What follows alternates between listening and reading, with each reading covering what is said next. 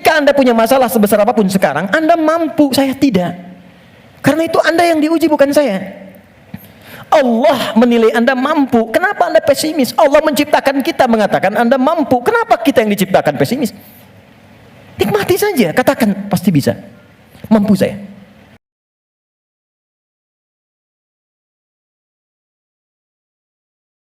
Bismillahirrahmanirrahim. Di sini? Oke, satu. Dua, bagaimana bacaannya?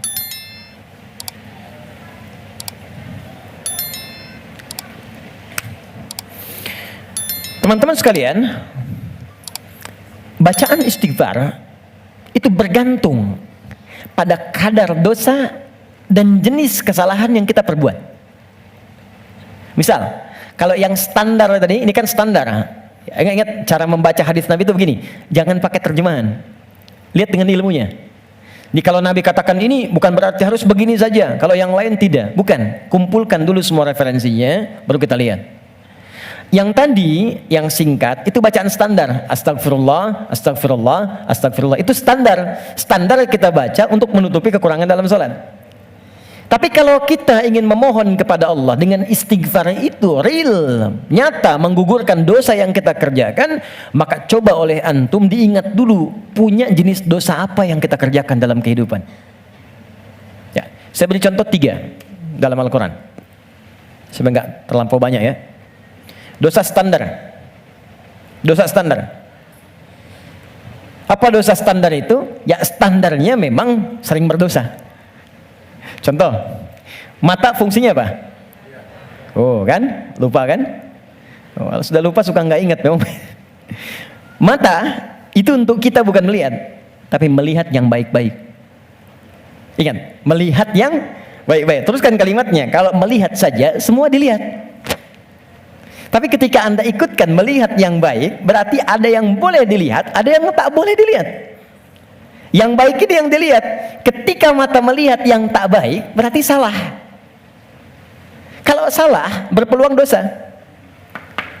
Gambar tak baik, nggak boleh dilihat. Tayangan tak baik, nggak boleh dilihat. Digi, maaf sekali kalau kurang menyenangkan kalimatnya, tapi karena saya sayang dengan Anda. Saya sayang, saya khawatir nggak bisa berjumpa di satu saat nanti. Dan saya nggak tahu saya pun di mana. Tapi karena saya sayang pada Anda, saya sampaikan kalimat ini. Kalau dipandang saya nggak boleh, apalagi dilakukan, maka jangan jadi pelakunya. Melihat aurat orang saja yang tampaknya nampak, nggak boleh dilihat, terus Anda jadi pelakunya, jadi bintangnya gitu. Maka berapa banyak dosa Anda kumpulkan dari situ? Jadi ketika mata saja, ini kan mata peluang melihat yang tak baiknya banyak. Ya, Anda keluar dari sini, Videotron muncul. Jangankan keluar, buka handphone ada gambar, WhatsApp ada iklan. Anda lihat status, yang lihat status istri orang. Terus sebaliknya. Ya, salah? Tidak. Tapi kalau syahwat datang, jadi keliru. Salah bicara, coba tunjukkan pada saya. Sampai jam sekarang saja, teman-teman, jam 11 ini, berapa kali mata salah lihat? Telinga salah dengar. Pikiran salah menangkap. Lisan salah bicara. Sampai ujung kaki. Maka untuk menutup itu ada zikir standar yang kalau dibacakan kita memohon kepada Allah, lisan yang salah tempat, mata yang salah tempat, telinga yang salah fungsi bisa ditutup oleh Allah dosa-dosanya. Salah menempatkan sesuatu disebut dengan zalim namanya.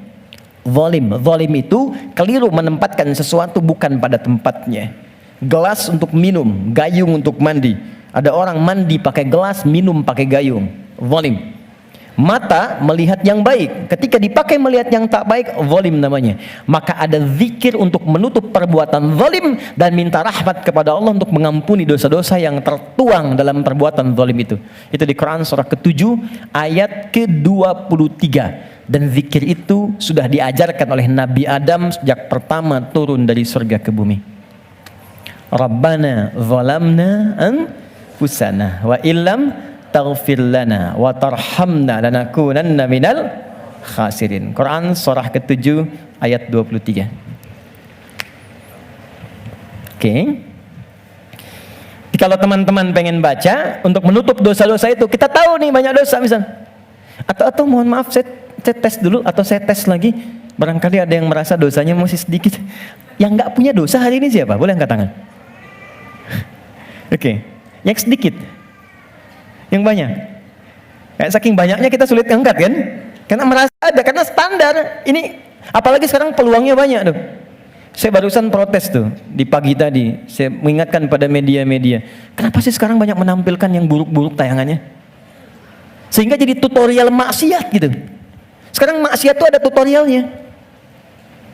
Coba, Allahu Akbar, saya di jalan aja mau ke sini, buka berita isinya pembunuhan, perampokan, gini itu. Apa nggak ada yang baik-baik diberitakan?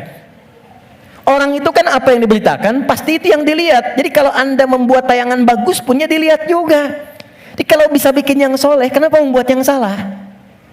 Kalau bisa membuat yang baik, ya teman-teman nih ya, misal Anda nih ikut project, bekerja di situ. Jadi kalau Anda semuanya kompak kerjakan yang baik, ya kan ikut kok semuanya. Siapa mau mainkan yang buruk-buruk? Jadi kalau kita bisa mengerjakan yang mulia, kenapa harus mencari sesuatu yang tidak baik? Nah, sekarang kita sendiri ketika mengerjakan diingat, ini baru hari ini, belum sebelumnya. Di begitu kita ingat, kita ingin tutupi, mohon izin, saya mungkin kalimatnya kurang menyenangkan. Setiap kita akan yakin akan meninggal. Pasti akan wafat. Pasti. Teman-teman pernah ingat gak? Kita mengaji dari tahun berapa? Sampai sekarang. Coba hitung satu-satu di antara kita. Apakah ada yang selama kita awal mengaji masih ada orangnya sekarang? Mungkin sebagian sudah gak ada. Mungkin kita salatkan sama-sama bahkan. Atau kalau bukan dia, kerabatnya yang pulang duluan. Dan kita akan menyusul. Dan kita yakin suatu saat kita akan disolat, kita akan pulang. Nah sekarang kita yakin kita akan wafat, tapi kita nggak punya bekal untuk pulang. Anda mudik bulan Ramadan aja, ke Idul Fitri, Anda nggak punya bekal, kan nggak berani mudik Anda. Kata Pak nggak mudik Pak, nggak ada bekal. Sekarang kita mau kembali kepada Allah dan Anda merasa, saya merasa, kita merasa kurang bekal. Sebagaimana cara kita pulang? Maka yang standar tadi kita perbaiki. Maaf ya, maaf. Kan tidak ada aibnya kita istighfar. Jadi baik itu salahnya apa sih? Mata kan sama-sama melihat juga. Telinga sama dengar juga. Jadi kalau kita bisa mendengar yang baik, kenapa harus mengerjakan yang tidak baik? Maka kita koreksi. Kita bacakan Rabbana zalamna anfus. Ya Allah, kami selama ini salah. Anfus itu diri. Saya salah menempatkan tubuh saya. Saya mengakui mata saya salah lihat. Saya mengakui telinga saya salah dengar. Sampai ke kaki saya, ya Allah, saya mengakui itu semua. Wa illam taghfir lana ghafar. Dan saya mohon ya Allah, kalau kau enggak ampuni dosa aku ini saat ini, wa tarhamna, enggak rahmati aku, enggak sayangi aku dengan ampunanmu, lanakunanna minal khasirin. Aku takut kalau pulang aku rugi. Aku takut kalau wafat sekarang terus aku masih banyak. Itu. Minta. Ini yang pertama. Maka dari itu, Anda boleh bacakan itu. Kalau standar tadi, astagfirullah, astagfirullah, astagfirullah. Jadi yang dimaksud baca astagfirullah itu yang standar. Untuk menutup yang salat. Jadi kalau Anda sudah bacakan itu astagfirullah, astagfirullah, astagfirullah, kemudian Anda ingin spesifik mengoreksi diri Anda, Rabbana zalamna anfusana wa illam taghfir lana wa tarhamna lanakunanna minal khasirin. Paham? Satu. Dua, saya beri contoh yang lain.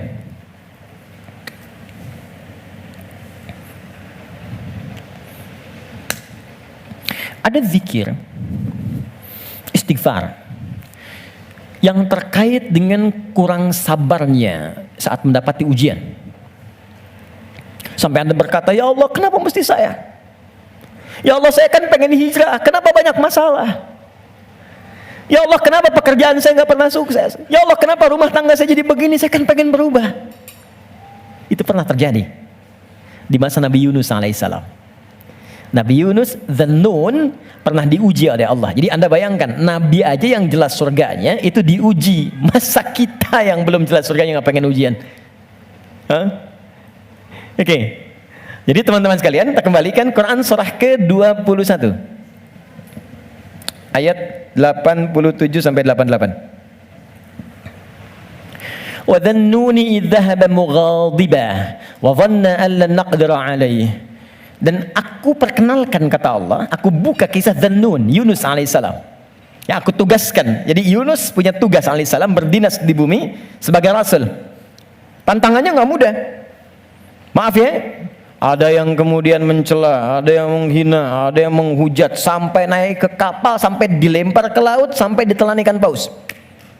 Puncaknya, sampai puncaknya. Saya mau tanya pada Anda, kalau ditelan ikan paus, kira-kira pengap atau tidak?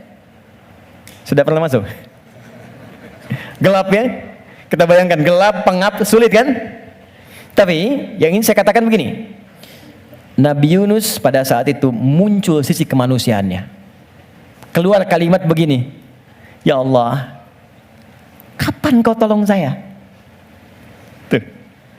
Idzaba mughadiba fa dhanna alla naqdir alaihi. Dia kira kami enggak akan tolong. Dia berkata, "Ya Allah, kapan tolong saya?" Kemanusiaannya. Cuman karena beliau nabi dan rasul, punya sifat ma'sum, maka diturunkanlah bimbingan oleh Allah untuk menjaga beliau supaya terbebas dari kesalahan, dijaga. Itu sifat ma'sum dari nabi dan rasul. Maka kami turunkan zikir kepadanya untuk mengatakan, kamu jangan mengeluh, ini ujian. Maka diajarkan zikir oleh Allah untuk mengentaskan keluh kesahnya. Setelah keluh kesah hilang, maka semua kenikmatan didatangkan kepadanya. Tapi yang paling menarik, di ujung ayatnya ditutup, akan ada orang beriman melakukan keluhan yang sama di masa depan, walaupun gak masuk ke perut ikan paus. Makanya kalimat Allah ketika membebaskan Nabi Yunus dari perut ikan paus setelah berzikir itu, kalimatnya fastajabna lahu fanajjainahu minal ghamb. Kami cepat jawab doanya. Jadi begitu berzikir dikabulkan oleh Allah, ditutup semua dosa-dosanya. Dosa mengeluh ditutup, dosa seakan menyalahkan Allah ditutup. Ketika ditutup, kami selamatkan dari kesulitannya, kami limpahkan rezeki yang pernah dirasakan oleh ia sebelumnya, bahkan lebih. Tapi belum selesai ayatnya. Wa kadzalika nunjil mu'minin. Demikian pula kalau ada orang beriman tanpa batas di masa depan, umat siapapun ia, mengeluhkan peristiwa serupa, kalau dia melakukan zikirnya, aku lepaskan dari kesulitan yang menghimpit, aku berikan kebahagiaan tanpa batas. Saya tanya pada Anda, pernah nggak ada yang mengeluhkan ujian Allah dalam pekerjaan misalnya? Di rumah tangga, ya Allah kenapa mesti saya? Ya Allah why me? Kata Allah why not? Ya Allah kapan ini berakhir? Sebentar lagi. Ya Allah, ya Allah, ya Allah kenapa saya? Ya Allah saya kan pengen baik. Udah pengen hijrah bagus, datang ke masjid tampilan bagus, sendal paling bagus, pulang hilang sendal. Ya, ada aja gitu kan? Dan kita menuntut. Ya kata Allah tuh, kamu ini bagaimana? Nabi dulu aja diuji. Tapi Allah turunkan zikir untuk menghilangkan itu semua. Sebelum sampai pada zikirnya, teman-teman sekalian, Allah turunkan standar menghadapi ujian semacam ini. Ini pernah saya sampaikan sebelumnya. Jadi untuk menguatkan teman-teman dan saya serta kita semua, di standar ujian itu begini. Dan banyak kata Allah gagal melewati ujian itu bukan karena kurang pintar, tapi nggak belajar cara melewatinya. Saya bikin persamaan sebentar ya. Di situ aja, nggak apa, nggak. Saya tahu mana yang saya harus dihapus. Mana coba? Nah, saya tunjukin. Antum di situ dulu, lihat dulu. Ya, saya tunjukin ya. Bismillah. Karena antum yang orang pertama saya tes nanti. Insya Allah. Yang ini dulu. Ini tidak. Jazakallah khair. Kalau mau dipegang, boleh. Pegang dulu aja. Lihat sini. Saya bikin persamaan begini. Saya tanya dulu. Mau masuk surga? Masya Allah, alhamdulillah. Surga punya persamaan. Mau dekat dengan Allah? Alhamdulillah, Masya Allah. Dekat dengan Allah. Baik. Mau dapat ujian? Kok jadi lemas? Mau punya masalah enggak? Enggak. Maaf ya, cuman sayang persamaannya tertulis demikian. Surga dekat dengan Allah, ternyata kuncinya disebut dengan sabar. Kuncinya apa? Sabar. Ketika seorang masuk surga, maka kalimat pertama dari malaikat ucapannya selamat karena Anda punya kunci sabar untuk masuk ke sini. Itu di Quran surah ke-13 ayat 24. Salamun alaikum bima sabartum fa ni'ma uqbaddar. Selamat Anda sabar. Karena punya sabar, Anda bisa menikmati segala kenikmatan yang telah dipaparkan di surga ini. Yang ingin dekat dengan Allah, ternyata kuncinya pun serupa, sabar. Dalilnya Quran surah kedua ayat 153. Innallaha ma'as sabirin. Allah bersama orang-orang sabar. Di saya membuat persamaan begini. Surga sama dengan dekat dengan Allah sama dengan sabar. Sekarang persamaan sabar dalam Al-Quran, sabar bersanding lurus dengan ujian, dengan masalah. Ujian, masalah. Dalilnya Quran surah kedua ayat 155 paling kiri sebelah atas. Walanabluwannakum bisyai, kami akan uji siapapun yang hidup. Jadi sepanjang hidup pasti akan mengalami ujian. Kalau persamaan berikutnya, ujian sama dengan hidup. Jadi kalau kita baca persamaan secara terbalik, orang hidup pasti mendapat ujian. Persamaan terbaliknya, orang yang tidak ingin dapat ujian sama dengan tidak ingin hidup. Nah, sekarang saya tanya lagi, siapa yang tidak ingin punya masalah? Boleh angkat tangan? Terus Anda maunya apa? Oke, sekarang lihat kembali, fokus baik-baik. Lihat sini. Jadi setiap orang hidup pasti diuji. Kalau nggak hidup, baru nggak dapat ujian. Sepanjang hidup itu pasti ada masalah. Anda berpikir nggak pengen punya masalah pun itu sebetulnya masalah. Setiap kita pasti punya masalah. Saya pun di sini sedang menghadapi masalah. Seperti Anda pun belajar dengan saya sedang menggali persoalan. Nah sekarang saya keluarkan persamaan ini. Di matematika kan begini kan, A sama dengan B sama dengan C sama dengan D. Maka A sama dengan B, A sama dengan C kan? B juga sama dengan C, C sama dengan D. Kita turunkan ini. Surga sama dengan dekat dengan Allah, sama dengan sabar, sama dengan ujian. Maka kalau kita turunkan, orang yang mau pengen ke surga sama dengan ujian. Pengen dekat dengan Allah sama dengan ujian. Pengen sabar sama dengan ujian. Jadi kalau Anda ingin mendapatkan surga, pasti dapat ujian. Karena surga itu kunci untuk mendapatkan nikmat Allah. Dan untuk mendapat nikmat Allah, sabar. Untuk sabar, ada ujian. Jadi ujian itu kunci untuk ke surga. Ujian itu kunci untuk dekat dengan Allah. Jadi makanya berbahagialah ketika sedang punya masalah. Artinya itu mendekatkan Anda untuk dekat dengan Allah. Coba ibu kalau nggak diuji dengan perilaku suami yang kurang menyenangkan, ibu nggak akan mungkin nikmat tahajud malam hari minta sampai berderai air mata. Kenapa jadi ketawa? Antum kalau nggak diuji dengan ujian pekerjaan, nggak akan nikmat antum puasa. Bukankah tahajud datang saat pekerjaan mulai macet? Saat akhir bulan uang belanja belum keluar? Baru kan mulai ya Allah. Terus puasa, terus baca Quran. Di kadang-kadang ujian itu muncul supaya kita bisa menikmati kedekatan dengan Allah. Di ketika Anda mengatakan, ya Allah, aku ingin ke surga Firdaus. Baik, nih ujian. Ini masalah. Cuman supaya gampang mengatasi itu, diturunkanlah fikihnya, muncul caranya. Bagaimana supaya ringan menghadapi ini? Jadi bukan gelar yang dibutuhkan di sini, pelajaran. Anda nggak belajar, nggak lulus ujian. Sekarang ini ada ujian kehidupan, nggak dipelajari, status Anda setinggi apapun gagal. Bagaimana rumusnya? Sebelum kita ke kalimat yang kita akan bacakan, maka turunan di Al-Quran. Ada 3 rumus. Pertama, kalau Anda sedang menghadapi masalah, kalau tidak ingin rumit, baik di kantor, di rumah, dimanapun, pertama kata Allah berlaku Quran surah kedua ayat 286. La yukallifullahu nafsan illa. Ini nih rumusnya. Prinsip pertama, tolong tanamkan dalam jiwa kita. Mustahil Allah menguji seorang hamba di luar batas kemampuannya. Kalau kita bahasakan ini ke dalam bahasa psikologi, itu akan menenangkan jiwa kita. Kalau Anda sedang diuji, katakan kata Al-Quran, bisa, mampu.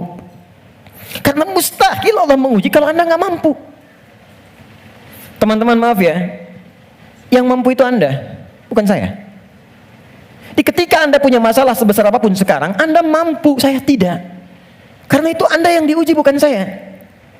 Allah menilai Anda mampu. Kenapa Anda pesimis? Allah menciptakan kita mengatakan Anda mampu. Kenapa kita yang diciptakan pesimis? Nikmati saja, katakan pasti bisa. Mampu saya. Kita yang punya ayatnya, orang Jepang yang praktekkan. Bahkan dia bikin benteng Takeshi. Kamu bisa, kamu bisa, kamu bisa. Hanya untuk menaklukkan Takeshi. Kita punya, saya senang baca ya, senang baca dulu lihat. Nonton tidak? Cuma saya senang lihat baca apa gitu kan. Baca saya tahu.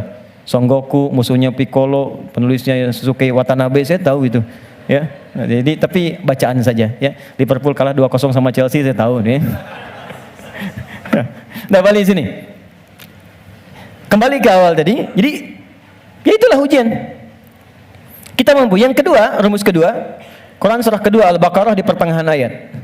Ya, yuridullahu bikumul yusra wala yuridu bikumul usra. Paling gampang al-insyirah, inna ma'al usri. Itu secara psikologis itu akan menguatkan kita. Dikata Allah, kalau engkau sedang punya masalah, katakan pada dirimu, pasti mudah. Pasti ada solusinya. Jadi kalau diri kita begitu, itu akan ringan menghadapinya. Maaf ya, dibandingkan Anda menulis status, nggak akan selesai. Ternyata kamu tidak seperti yang aku kira. Capek. Udah aja, pasti selesai, pasti bisa. Nah sekarang persoalannya, cara kita mengatasinya, ikhtiarnya bagaimana sekarang? Nah supaya kuat, maka kadang-kadang ada tindakan yang keliru. Kadang mengeluh, kadang curhat nggak jelas, kadang cerita ke orang, alih-alih kemudian kita mengadu kepada Allah, atau puncaknya malah menyalahkan Tuhan. Maka diturunkanlah oleh Allah sebuah zikir lewat lisan Nabi Yunus alaihissalam yang kalau dibacakan seketika Allah tenangkan keadaan jiwa, dibuang keluh kesah, dan langsung diberikan jalan terbaik untuk mendapatkan nikmat yang diharapkan. Apa bentuk zikirnya? Quran surah ke-21 ayat 77-nya. Wa nada fil zulumati alla ilaha illa anta subhanaka inni kuntu minadh. Itu zikirnya. La ilaha illa anta subhanaka inni kuntu minadh zalimin. La ilaha illa anta subhanaka inni kuntu minadh zalimin. Ini umum. Bisa di jabatan mungkin kurang menyenangkan, bisa di harta benda, bisa di persoalan. Nabi Yunus kan dia menjabat sebagai rasul, cuma dikerjai oleh orang, dilempar ke perut ikan paus sampai keluar. Bahasa Qur'annya wa kadzalika nunjil mu'minin. Kalau ada orang beriman berzikir seperti sama yang dikerjakan oleh Yunus, kami selamatkan ia seperti kami selamatkan Yunus alaihissalam. Boleh dikerjakan pasca salat. Langsung perintahnya di Al-Quran. Jadi kalau secara pribadi bacakan Rabbana zalamna anfusana, zikir terkait tadi bacakan ini. Bonusnya ada juga kan penyakit yang suka memvonis diri.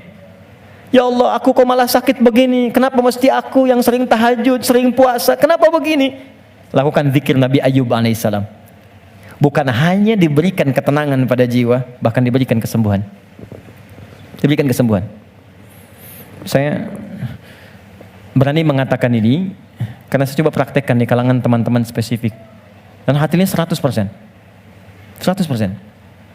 Ini ada saudara kita yang sedang ikut karantina dari Goa, cukup jauh, Makassar ke sana, 30 orang, rata-rata di atas 50 tahun, 53, 57 sekian, sekaligus pendidikan imam. Sekarang di Sukabumi, ada di antara mereka yang matanya satu nggak ngelihat, satu. Coba saya sampaikan pesan Al-Quran ini, saya datang, saya kunjungi ke sana, saya sampaikan, begini cara menghafal, Anda bacakan doa ini sebelum menghafal ini, setelah menghafal ini. Kalau ada hajat khusus, cari di Al-Quran. Saya tunjukkan beberapanya. Tahu apa yang terjadi? 2-3 hari ke belakang saya dapat berita, ternyata yang nggak melihat ini, hari pertama, kedua, ke-13, ke-14, ke-15, tiba-tiba remang-remang melihatannya.